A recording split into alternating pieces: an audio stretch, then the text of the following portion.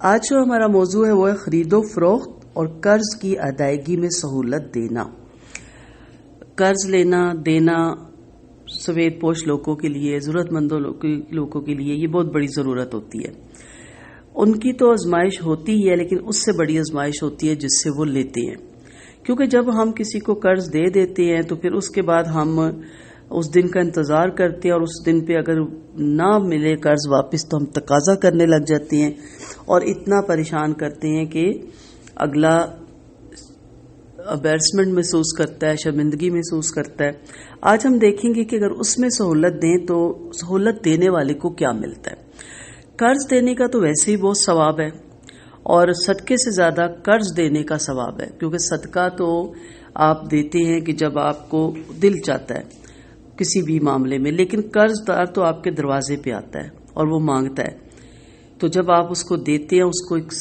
آسانی کرتے ہیں ایک سفید پوش کی، تو اس کا جو اجر ہے وہ صدقے سے بھی بڑھ جاتا ہے۔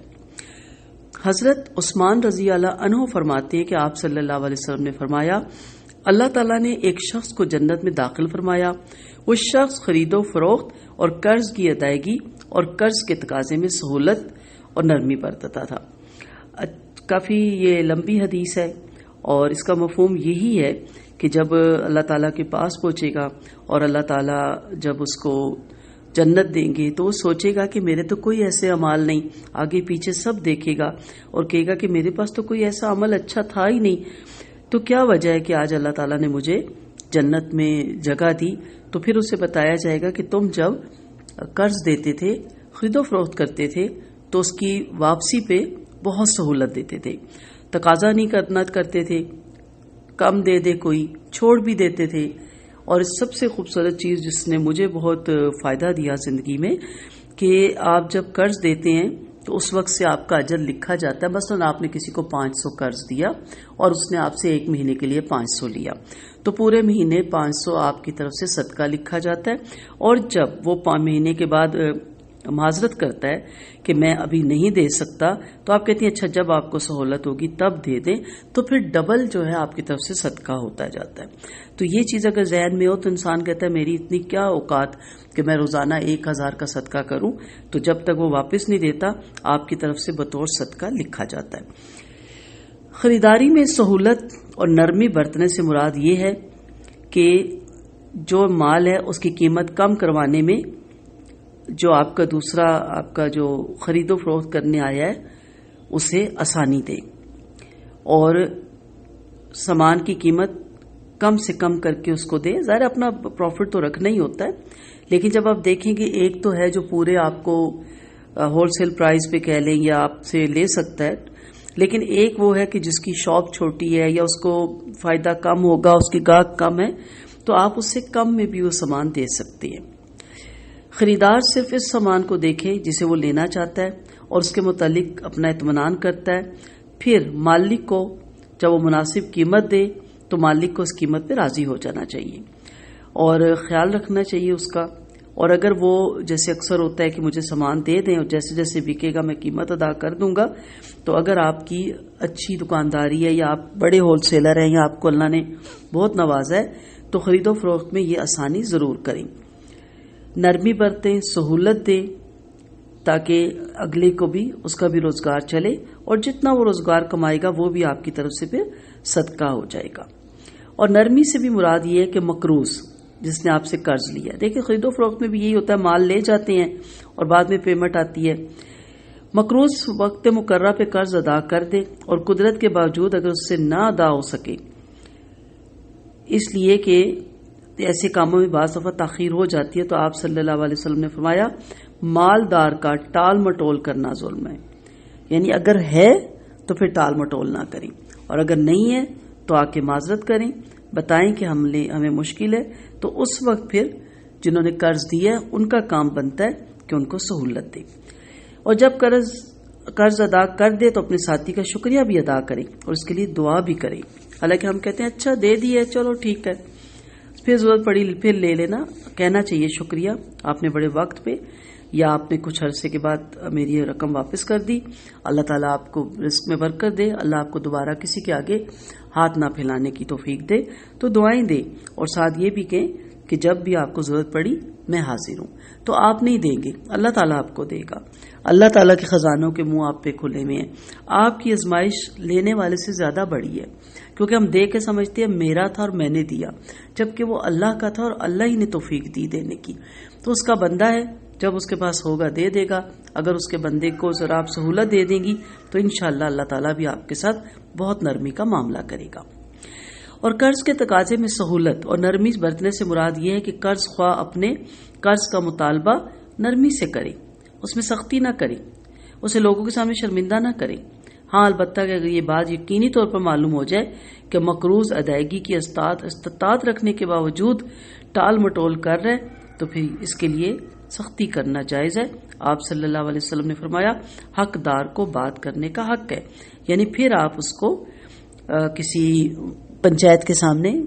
کسی کو انوالو کر کے کہہ سکتے ہیں کہ دیکھیں یہ باقی اخراجات کر رہا ہے یا کر رہی ہے، جن میں فضولیات بھی آ جاتی ہے. ایک تو ہوتا ہے نا ضروری اخراجات، تو وہ تو نہیں آپ کہہ سکتے نا کہ گروسری لا رہا ہے یا بل پے کر رہا ہے یا بچوں کی فیس دے رہا ہے، میرے 500 نہیں دیتا. یہ اس جگہ ہوتا ہے جہاں آپ دیکھیں کہ یہ فضول خرچیاں کر رہا ہے اور سیرے کر رہا ہے، سیر سپاٹے کر رہا ہے، شہروں ملکوں پھر رہا ہے اور آپ کی اماؤنٹس واپس نہیں کر رہا. تو پھر آپ پنچایت تک اور کچھ لوگوں تک یہ معاملہ لے جا سکتے ہیں. تو ویسے کیا ہے جو ایسا کر رہا ہے اس کے لیے کیا ہے؟ بخاری کی حدیث ہے مالدار کا ٹال مٹول کرنا ظلم ہے، اور جس پہ ظلم ہو رہا ہے اس کے لیے کیا بخاری میں حدیث ہے حقدار کو بات کرنے کا حق ہے. تو پھر وہ بات کرے گا کہ یہ دیکھیں میری پیمنٹ واپس نہیں کر رہا. نیز فرمایا کہ استطاعت رکھنے والے کا انکار کرنا اس کی عزت اور سزا کو مباح کر دیتا ہے. یعنی پھر استطاعت رکھنے والا نہیں دے رہا، ٹال مٹول کر رہا ہے، تو پھر آپ دیکھ لیں کہ پھر اس کی عزت کیا ہوگی معاشرے میں، وہ کیسے سر اٹھا کے چلے گا. تو مطلب یہ ہے کہ جو شخص قرض ادا کرنے کی طاقت رکھتے ہوئے انکار کرے اور قرض ادا نہ کرے تو اس کی بارے میں کارروائی کرنا جائز اور مباح ہے. لہذا انسان کو چاہیے کہ ان مذکورہ 4 موقع پر نرمی برتنے والا بنے. لیکن اگر کوئی سفید پوش ہے، ڈیزرونگ ہے، مشکل میں ہے، آپ نے اس کو 500 یا 1000 دیا ہے اور اگر آپ کا گزارا بہت اچھا ہوتا ہے تو آپ اسے قرض حسنہ کے طور پہ دے دیں. اگر وہ واپس لاتا ہے تو ضرور لیں تاکہ اس کو عادت نہ پڑ جائے ہر دفعہ مانگنے کی. لیکن اگر وہ نہیں دینے آتا جب تک آپ خاموش رہیں، اس کا بہت زیادہ اجر اور ثواب ہے. اور اگر آپ کو لگتا ہے کہ آپ کو اللہ نے اس سے بھی زیادہ نوازا ہے تو پھر آپ جب وہ دینے آئے تو آپ کہہ بھی سکتی ہیں کہ میری طرف سے یہ رکھ لو، میری طرف سے آپ کو یہ تحفہ ہے، تاکہ اس کی دل جوئی ہو جائے اور اسے خوشی ہو. اور اس طرح آپ سہولت دیں. بہت زیادہ حدیثیں ہیں، یہ شارٹ لیکچر ہوتے ہیں، اس پہ ہم مختصر ہی بات کرتے ہیں. پھر کبھی زندگی رہی تو میں قرض دار، یہ قرآن میں پوری اس پہ صورت ہے، آیتیں ہیں اور اس پہ پوری حدیثوں کا ایک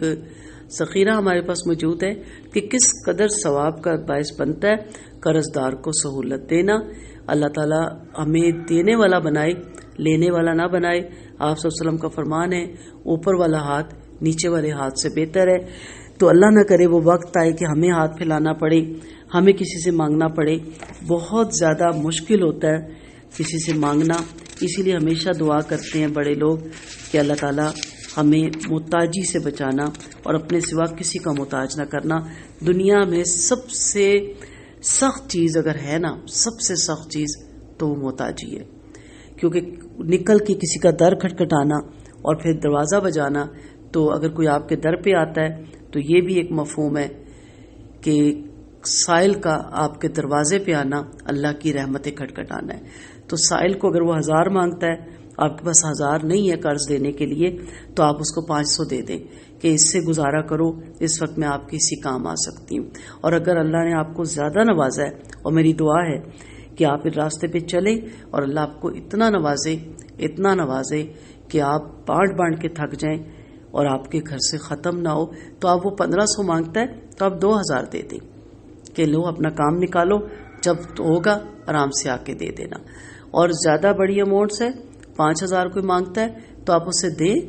اپنی فکر نہ کریں، اللہ آپ کو اس کو ڈبل دے دے گا. تو آپ اس کو 500 منتھلی سے بھی واپس لے سکتے ہیں کہ ایک دم سے آپ سے لم سم اماؤنٹس دینا مشکل ہوگا، آپ مجھے 500 रुपये महीना करके दे देना, ताकि उसको इस तरह आदत भी ना पड़े और उसको भी फिक्र हो देने की, और उसको ये भी पता चले कि अल्लाह ने दुनिया में मेरे लिए एक दर खुला छोड़ा हुआ है, जहां मुझे कभी कोई घरेलू मुश्किल होगी, परेशानी होगी, तो मैं फौरन वहां जाऊंगा और मेरी ज़रूरतें पूरी होंगी। और जो कर्ज लेता है उन्हें भी चाहिए कि वो इस चीज़ का बहुत केयर करे, क्योंकि ऐसे लोग जब वापस जानबूझ के नहीं देते तो फिर नेकी करने वालों को नेकियों से दूर कर देते हैं। हर बंदे का इतना ईमान मजबूत नहीं होता, हर इंसान कमज़ोर है, फिर वो कहता है मैं तो नेकी से बाज आया, तो इसका भी तो गुनाह जाएगा ना कि एक नेकी करने वाले को नेकी से आपने रोक दिया। अगर आपने किसी से कर्ज लिया है तो जरूर वापस करें, और आप सल्लल्लाहु अलैहि वसल्लम का फरमान भी है ना कि जो देने की नीयत से लेता है अल्लाह उसकी मदद करता है ना। आप 200 महीना करके 500 रुपये महीना करके कर्ज उतारे। आप जानते हैं कि कर्जदार की तो नमाज जनाजा भी आप सल्लल्लाहु अलैहि वसल्लम नहीं पढ़ाते थे, पूछते थे कि इसका कोई कर्ज अदा करेगा, अगर कोई सहाबी हामी भरता तो फिर आप जनाजा पढ़ाते, और ज्यादातर कर्जदारों की कर्ज उतारने की हामी आप सल्लल्लाहु अलैहि वसल्लम ने अपने जिम्मे ली और आप उनका कर्ज उतारते रहे। तो इसलिए कर्जदार की तो नमाज जनाजा भी कहते हैं जायज नहीं। अगर आपने किसी से कर्ज लिया हुआ है तो उसको टाले मत, आज नियत करें, अल्लाह से दुआ करें, नमाज हाजत पढ़ें और दुआ मांगे कि अल्लाह मुझे सहूलत दे, मैं आज से कर्ज उतारने की नियत करती हूँ या करता हूँ। तो देखिए आप किस तरह आपको अल्लाह ताला आपके रास्ते हमवार करेगा। दुआओं में याद रखिएगा। अस्सलामु अलैकुम व रहमतुल्लाहि व बरकातुहू।